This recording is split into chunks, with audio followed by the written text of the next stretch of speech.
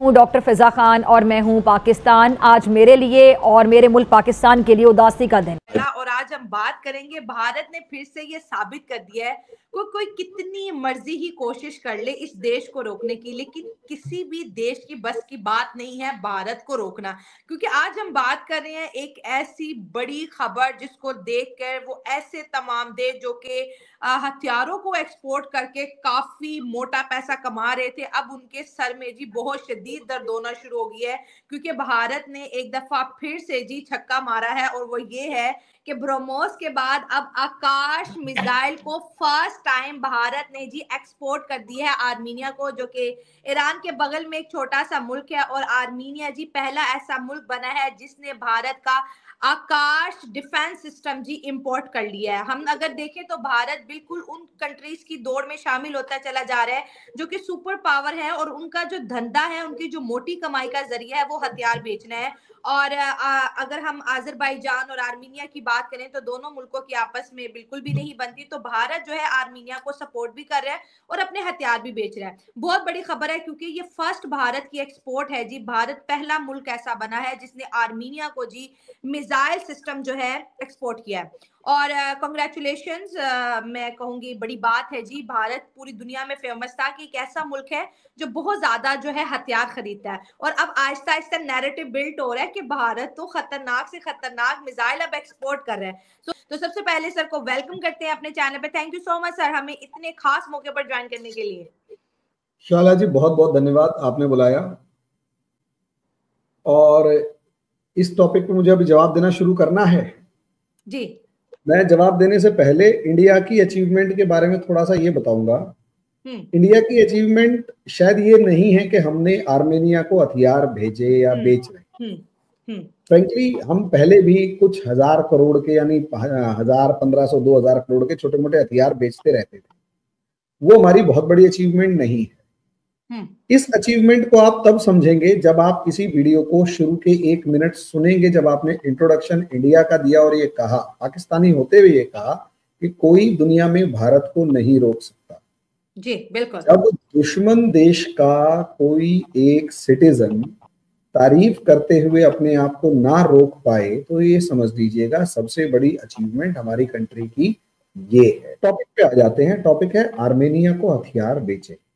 जी। सिर्फ आर्मेनिया को हथियार नहीं बेचे, असलियत में अगर आप देखेंगे हमारा ऑब्जेक्टिव हथियारों के थ्रू, हथियार बेचने के थ्रू जियोपॉलिटिक्स में अपनी प्रेजेंस को बढ़ाना है और उससे हमारे जियोपॉलिटिकल गोल्स को अचीव करना है।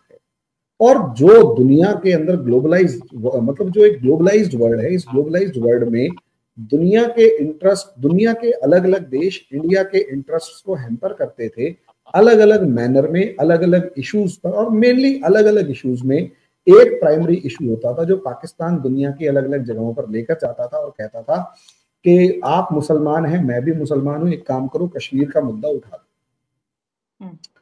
इंडिया ने असलियत में उसको, अब इंडिया के पास कोई तरीका नहीं था ना उसे काउंटर करने का। सीधी सी बात है। एक बात बताइए, टर्की जो है वो खुल के कह रहा है कि टर्की के पास पाकिस्तान गया, पाकिस्तान ने टर्की को समझाया कि यार आप एक काम करो, आप इस्लामिक मुल्क हो, इस्लामिक मुल्क होने के नाते आप मेरा साथ दो और कश्मीर के मामले में आप यूनाइटेड नेशन से लेकर जहां पर भी हो मेरे को सपोर्ट करना।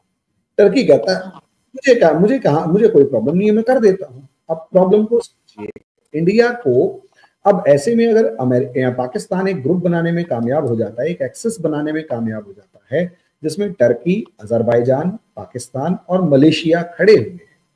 वो एक अलग मैटर है कि ये आपके जो प्रधानमंत्री इमरान खान थे उसकी एक बड़ी बेवकूफी थी कि उसने ये एक्सेस बनाने की कोशिश करी और सऊदी अरेबिया जो पाकिस्तान बनने वाले दिन से, या यूं कहें पाकिस्तान बनने से पहले से, जो सऊदी अरेबिया पाकिस्तान को आइडियोलॉजिकली, फाइनेंशियली सपोर्ट करता था और उसके बाद वो लास्ट तक पाकिस्तान 2019 तक पाकिस्तान के साथ अलग अलग प्लेटफॉर्म्स पर खड़ा रहा और पाकिस्तान को फाइनेंशियली और डिप्लोमेटिकली और सब तरीके से सपोर्ट करता रहा।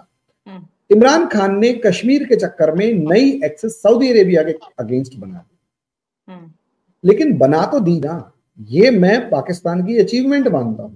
बेवकूफी में भी कई बार अचीवमेंट दिखाई दे जाती है कि पाकिस्तान ने अपने साथ 4 मुस्लिम देश जोड़े।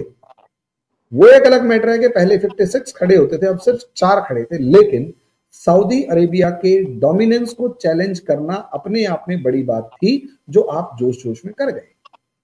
अब आप सोच कर देखिए, इमेजिन जरा सी एक बात, अगर इंडिया डिप्लोमेटिकली स्ट्रॉन्ग प्ले नहीं करता तो टर्की, अजरबैजान और मलेशिया को हम कैसे हैंडल करते?